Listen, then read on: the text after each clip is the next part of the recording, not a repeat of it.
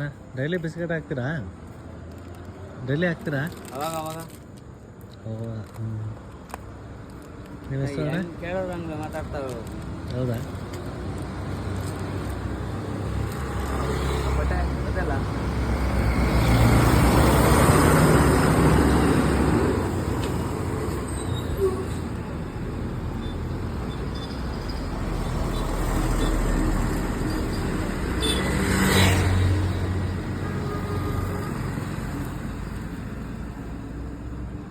ಅಣ್ಣ ಯಾವೆಲ್ಲ ಹಾಕ್ತೀರಾ ಏನು?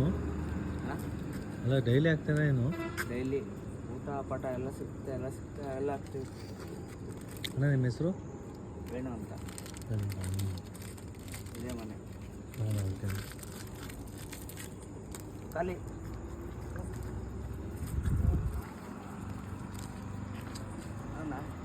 ಅಣ್ಣ ಓಕೆ. ಇದ್ರ ಮುಂದೆ ಯಾವ ಇಲ್ಲ ಮನುಷ್ಯರು. ಏನಂತೀರ? Done I